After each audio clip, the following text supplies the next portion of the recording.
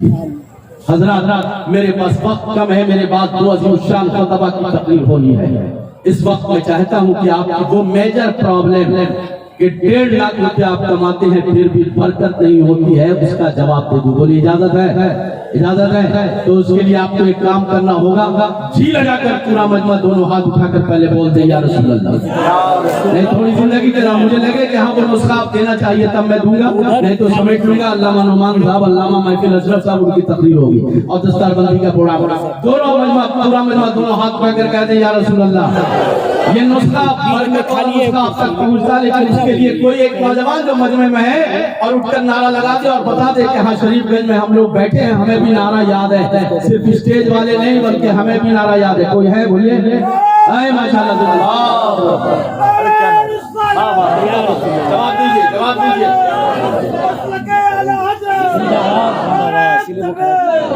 نوجوان لڑکے لڑکیاں سب تشریف رکھے اور توجہ سے سنیں، اور نوجوان لڑکے اور لڑکیوں کے ماں باپ بھی بیٹھیں اور سنیں، توجہ سے سنیں، کچھ لے کر جائیں گے انشاءاللہ۔ 1.5 لاکھ روپے، 1.5 لاکھ روپے سیلری، 2 لاکھ روپے سیلری، کالج میں سروس ہے، پروفیسر صاحب ہیں، لیکن ان کی بھی یہی مجبوری ہے کہ حضرت 30 تاریخ جی آخر ایسا کیوں؟ کبھی سوچا آپ نے؟ بس ذہن حاضر رکھیں۔ ایک بہت مشہور نام تصوف کی دنیا کا حضرت ابراہیم بن ادہم، حضرت ابراہیم، اب توجہ سے لفظ حضرت ابراہیم بن ادہم رضی اللہ تعالیٰ عنہ کی بارگاہ میں ایک دہریہ آیا اور آنے کے بعد عرض کرتا ہے حضور آپ لوگ جو یہ برکت کی بات کرتے ہیں نا، یہ برکت کوئی سبجیکٹ، کوئی حقیقت، کوئی ایکچوئل نہیں ہے، یہ سب ایک چھلاوا ہے، فریب ہے، دھوکہ ہے۔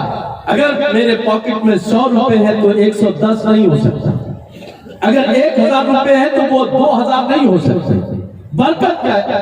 یہ شیخ جی، یہ مشائخ جی، یہ پیر جی، یہ عالم جی، یہ فلانا جی کا ایک چھلاوا ہے تاکہ اس جال میں وہ اپنے چاہنے والوں کو پھنسائے، یہ اس کا سوال، اپنے جال میں پھنسائے رکھیں۔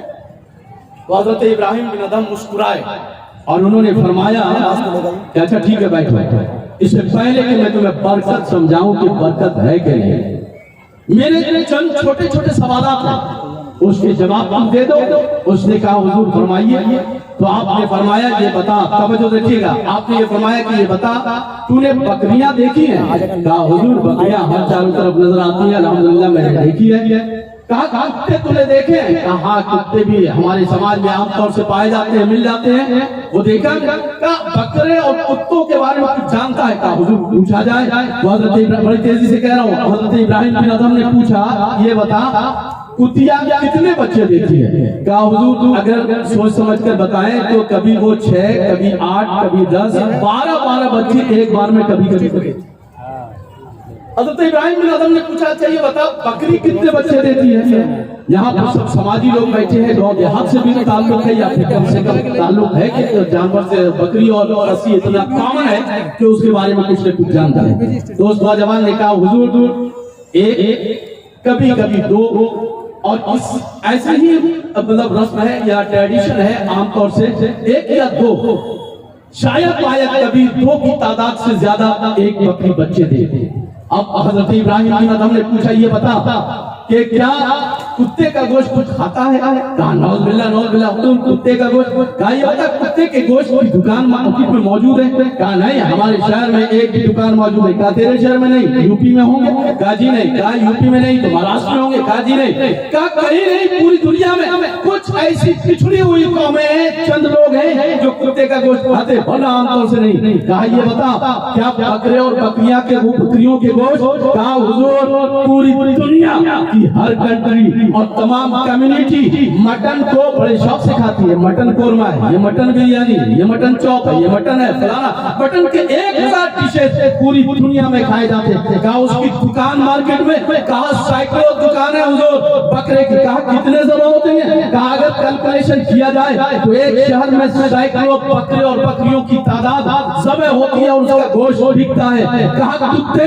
کہا ایک بھی نہیں۔ کہا کہا یہ بتا کوئی ایسا مخصوص دن مندروں کے لیے جہاں کتے کی بلی چڑھائی جاتی ہو؟ کہا نہیں۔ کہا مسلمانوں میں کوئی ایسا دن جو قربانی کے لیے؟ کہا نعوذ باللہ، بکرے اور بکریاں سینکڑوں کی تعداد میں نہیں، لاکھوں کی تعداد میں، لاکھوں کی تعداد میں نہیں، پوری دنیا کو کیلکولیٹ کیا جائے تو کروڑوں کی تعداد میں پوری دنیا کے اندر 10، 11 اور 12 کی ذی الحجہ کو بکرے اور بکریاں قربان کیے جاتے ہیں۔ جب اتنا پوچھ لیا تو اب ابراہیم بن ادھم نے کہا یہ بتا تجھے سماج میں کتے نظر آتے ہیں زیادہ یا پھر بکرے اور بکریاں نظر آتی ہیں؟ اے لوگ آپ تجربے کی بات، مشاہدے کی بات میں کہتا ہوں، ہم لوگ جب جلسہ کر کے جاتے ہیں تو کتے سڑکوں پر کچھ نظر آتے ہیں، لیکن گھروں میں بکریاں، کسی بھی گاؤں میں جائیے تو بکرے اور بکریاں زیادہ نظر آئیں گے، لیکن کتے چند کی تعداد میں نظر آئیں گے۔ انہوں نے پوچھا کہ یہ بتا تعداد کتوں کی زیادہ ہے یا بکرے اور بکریوں کی زیادہ ہے؟ تو کہا حضرت اس میں تو کوئی شک نہیں، کسی بھی گاؤں میں چلے جائیے اگر 4 کتے اور کتیاں دکھائی دیں تو تقریباً 40 بکرے اور بکریاں آپ گھروں میں تلاش کریں تو مل جائیں گے۔ تو حضرت ابراہیم بن ادھم نے پوچھا کہ یہ بتا بکریاں بچے کم دیں، یہ بتا بکریاں بچے کم دیں، کتیاں بچے زیادہ دیں، بکرے اور بکریوں کے گوشت کھائے جائیں، سینکڑوں دکانیں میں ذبح کیے جائیں، کتا کوئی نہ کھائے، اس کی دکان نہیں، اسے ذبح نہیں کیا جائے، بکرے اور بکریاں مندروں میں بلی دیے جائیں، بھگوان کو چڑھائے جائیں، قربانی میں سینکڑوں نہیں لاکھوں کی تعداد میں ذبح کیا جائے، پھر بھی تمہیں گاؤں میں بکرے اور بکریوں کی تعداد زیادہ نظر آ رہی ہے۔ یہ برکت نہیں تو اور کیا ہے؟ یہ برکت نہیں تو اور کیا ہے؟ جب یہ تصویر، جب یہ صورت، جب یہ منظر ابراہیم بن ادھم نے دکھا دیا تو اب وہ شخص کہتا ہے پلٹ کر کہتا ہے حضور آخر ایسا کیوں؟ اس کیوں کے جال میں اس نے سوچا کہ اللہ کے اس ولی کو پھنسا لے گا، لیکن جو ہی پوچھا کیوں تو اب اللہ کا ولی جو میسج دینا چاہتا تھا اس مقام پر وہ میسج دے رہے ہیں۔ ابراہیم بن ادھم فرماتے ہیں کہ اسی سوال کے مرکز پر میں تجھے لانا چاہتا تھا کہ تو پوچھ کہ آخر بکریوں کی نسل میں اللہ نے برکت کیوں رکھی ہے اور کتوں کی نسل میں برکت کیوں نہیں ہے؟ کٹنے کے بعد بکری اور بکریوں کی نسل میں برکت ہے، کھائے جانے کے بعد اس کی نسل میں برکت ہے، قربانی ہونے کے بعد اس کی تعداد میں برکت ہے۔ کتے نہ قربان ہو، نہ کھائے جائیں، نہ بلی دیے جائیں اور اس میں برکت نہیں دکھتی ہے، آخر کیوں؟ تو جب ابراہیم بن ادھم نے اس پوزیشن میں اسے لا دیا تو اب جواب ملاحظہ فرماؤ۔ ابراہیم بن ادھم فرماتے ہیں اس کی عادت کے مطابق کچھ باتیں جانتا ہے تو؟ کہا کیا حضور؟ کہا یہ بتا بکرے اور بکریوں کی عادت کیا ہوتی ہے؟ کہا میں نہیں جانتا، آپ بتائیے۔ حضرت ابراہیم بن ادھم فرماتے ہیں کہ سن، رات بھر کتا بھوکتا ہے اور بھاگتا ہے، رات بھر کتا بھوکتا ہے اور بھاگتا ہے اور جاگتا ہے اور 3 بجے 4 بجے بھور میں وہ سو جاتا ہے۔ جب ہم لوگ جلسوں سے جاتے ہیں تو دیکھتے ہیں روڈ کے کنارے، نالیوں کے کنارے، سڑک کے کنارے سائیکلوں کتے اگر 50 میل چلے تو سوتا ہوا نظر آتا ہے، لیکن بکریوں کی یہ حالت ہے کہ 9 بجے تک جن لوگوں نے پالا ہوگا انہیں خوب تجربہ ہوگا، 9 بجے تک وہ کھا پی کر کے ممیانے کی آواز، ان کی بولنے کی آواز ہارڈلی 9 بجے تک آتی ہے، لیکن 9 بجے کے بعد ان کی آواز بند ہو جاتی ہے، گھر کے کسی کونے سے نہ بکرے کی آواز نہ بکری کی آواز، بلکہ وہ سو جاتی ہے، انہیں نیند آ جاتی ہے، لیکن ابھی بھی صبح صادق طلوع ہوتی ہے، صبح نمودار ہونے والی ہوتی ہے کہ 3:30 اور 4 بجے بھور میں ہی بکری کے میمیانے کی آواز آنے لگتی ہے، بکروں کی بولی کی آواز آنے لگتی ہے۔ حضرت ابراہیم بن ادھم فرماتے ہیں کہ تو نے پوچھا کہ بکریوں کی نسل میں برکت کیوں، کتوں کی تعداد میں برکت کیوں نہیں؟ تو سن، اس کا جواب یہ ہے کہ اللہ کی رحمت اور برکات کے خصوصی نزول کا وقت جو ہے وہ فجر کا وقت ہے، صبح صادق کے طلوع کا وقت ہے، اور اس وقت جو جاگا رہتا ہے اس کی نسل میں بھی اللہ برکت عطا فرماتا ہے، اس کے خاندان میں بھی اللہ برکت عطا فرماتا ہے، اس کی تعداد میں بھی اللہ برکت عطا فرماتا ہے۔ چونکہ فجر سے پہلے بکریاں جاگ جاتی ہیں اس لیے اللہ اس کی نسل میں برکت عطا فرماتا ہے، اور کتا رات بھر جاگتا ہے فجر کے وقت سو جاتا ہے، اس لیے زیادہ بچے بچے دینے کے باوجود اللہ اس کی نسلوں سے برکت اٹھا دیتا ہے۔ نعرہ تکبیر، نعرہ رسالت، مسلک اعلیٰ حضرت، جلسہ دستار بندی۔ اب حضرت ابراہیم بن ادہم کے خانقاہ کی فضاؤں سے آنے والے اس طرز اور اس پیغام کی روشنی میں ذرا ٹٹولو اپنے آپ کو کہ فجر کے وقت میں سوئے رہتے اور شکوہ ہے کہ میرے گھر میں برکت نہیں آئی۔ ارے اللہ تو اتنا بڑا رحمان ہے کہ ڈیلی ہر رات صبح صادق سے پہلے فرشتوں کو برکت اور رحمت کی پوٹلی باندھ کر اجازت فرماتا ہے کہ جا میرے بندے مومن کے دروازے پر لے کر کھڑا رہے، اگر فجر کی اذان کے بعد اس کا دروازہ کھل جائے تو برکت اور رحمت کی یہ پوٹلی اس کے آنگن میں ڈال دینا، اور اگر نہ کھلے تو اسے لے کر واپس آ جانا، اسے لے کر واپس آ جانا۔ اے میری قوم کے جیالوں مجھے بتاؤ، آج تمہیں شکوہ ہے کہ اتنا کمانے کے بعد برکت نہیں ہے، کیسے ہوگی؟ برکت کے نزول کا جو وقت ہے تم سوئے رہتے ہو، نہ تمہاری تعداد میں برکت، نہ گواہی میں برکت، نہ رزق میں برکت، نہ خاندان میں برکت، نہ اخلاق و عادات میں برکت، نہ حسن عمل میں برکت، نہ عبادت میں برکت، نہ ریاضت میں برکت، کسی چیز میں تمہیں برکت نظر نہیں آتی۔ اور یہ المیہ ہے کہ ہمارے گھر سے برکت اٹھ چکی ہے، رحمتوں کے فرشتے ہم سے ناراض ہو رہے ہیں۔ اور ایک المیہ تو یہ ہے کہ جب ہم لوگ جلسے سے 3 ساڑھے 3 بجے، 2 بجے، 2:30 بجے، 11 بجے، 12 بجے جیسے اجلاس ہوتے ہیں، وہاں سے جب پلٹتے ہیں تو دیکھتے ہیں کہ ہمارا نوجوان اس اسکول کی دیوار سے لگا ہوا اپنے موبائل میں لے کر موبائل سے بات کر رہا ہے۔ 2 بج گئے ہیں لیکن موبائل میں لگا ہوا ہے، رضائی کے اندر ہے لیکن موبائل میں لگا ہوا ہے۔ 10 بج گئے جناب، 11 بج گئے جناب، 12 بج گئے، 1 بج گئے، 2 بج گئے، ہمیں کب سوئے گا؟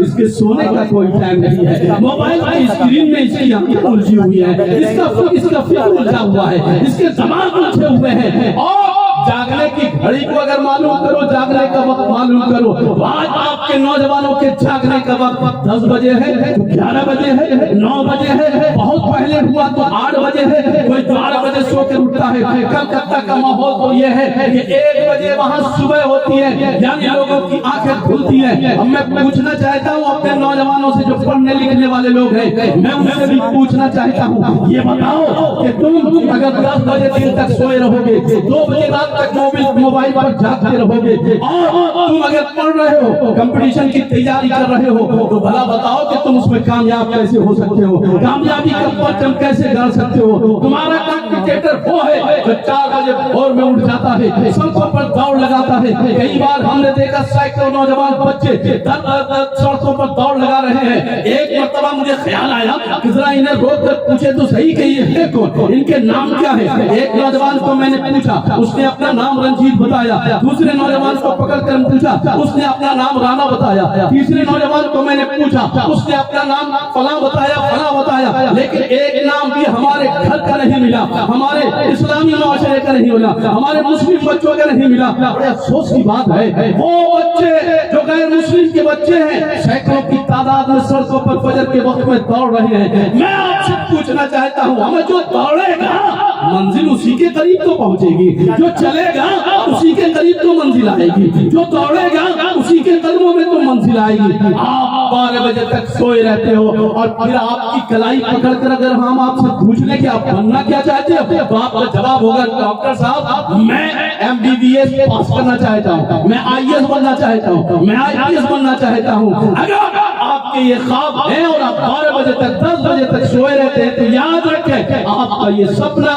منگیری لال کے سپنے سے زیادہ اس کی حقیقت نہیں ہے۔ کیا مثال ہے، اس کی حقیقت نہیں ہے۔ اگر آپ کو اپنے سپنے کو اپنا بنانا ہے، خواب کو شرمندہ تعمیر کرنا ہے، تو آپ کو جاگنا ہوگا، آپ کو بھاگنا ہوگا، آپ کو وقت کے مطابق اپنے آپ کو ڈھالنا ہوگا۔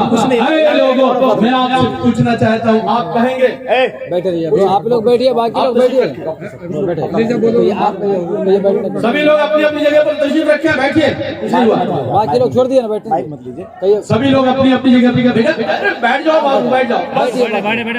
ایک بار پورا مجمع زندگی کے ساتھ نعرہ تکبیر اور رسالت کا جواب دیجیے، بیٹھ جائیے، چچا بیٹھ جائیے۔ نعرہ تکبیر، اللہ، نعرہ تکبیر، اللہ، آپ کی جگہ پر بیٹھ جائے. نعرہ تکبیر, نعرہ رسالت, نعرہ رسالت, فیضان قرآن زندہ باد, عظمت قرآن زندہ باد, مسلک اعلی حضرت زندہ باد, فیضان غریب نواز, زندہ باد, فیضان غریب نواز, زندہ باد, دارالعلوم تیغیہ, زندہ باد, دارالعلوم غوثیہ, زندہ باد, دارالعلوم رحمانیہ, زندہ باد. نعرہ تکبیر. اب حضرت جو مین میسج ہے میں وہ دینا چاہتا ہوں. میرا نوجوان اس کا سپنا ہے کہ MBBS بنے, اس کا سپنا ہے کہ IAS بنے, اس کا سپنا ہے کہ IPS بنے, اس کا سپنا ہے کہ اچھا انجینئر بنے, اس کا سپنا ہے کہ اچھا ایڈوکیٹ بنے, اس کا سپنا ہے کہ اچھا ماہر قانون بنے. اب توجہ دیجیے, بیٹھ جائیے, بیٹھ جائیے.